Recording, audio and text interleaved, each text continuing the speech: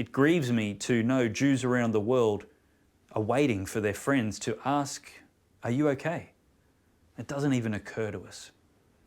Worse, some of us are equivocating between a grotesquely criminal day of genocide perpetrated by world-recognized terrorists with the destruction of Israel as its long-stated goal, and Israel's imperative retaliations against the military targets of that sociopathic enemy.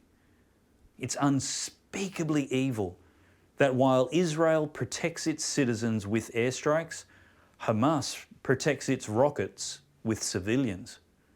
The blood of tens of thousands of Gazans since 2006 is on the hands of those terrorist Nazis. But what choice does Israel have? It's impossible to have peace and security with enemies who refuse to negotiate and want nothing short of the end of your nation, who routinely raise their young children to hate and kill your people, and who then dance in the streets and celebrate when those children live stream the mass butchering of your people. Then in the West, people march in tens of thousands in solidarity with the Philistines who celebrated your deaths and suffering, waving the flags of the militants and civilians who invaded your borders with the sole intention of genocide.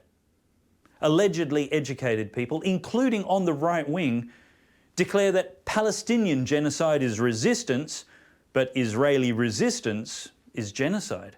Why would any Jew take us seriously when we say we would have hidden them from the Nazis?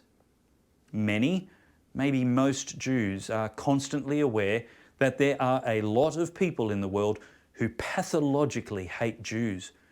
Even if there's peace, history records that at least every few generations, some group tries to mass murder Jews because they're Jews.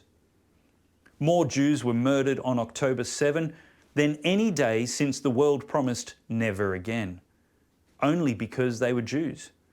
But the UN Secretary General says there was context. We know which side he would have taken if the Nazis knocked on his door. And there is no middle ground to actual Jew hatred. You're either a Zionist or a Nazi.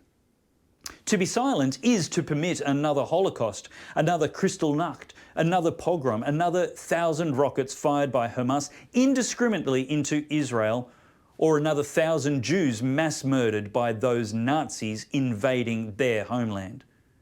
Jewish children grow up with the Holocaust being part of their history, and unlike Aborigines, who can be confident they will never face another massacre from either colonists or another tribe,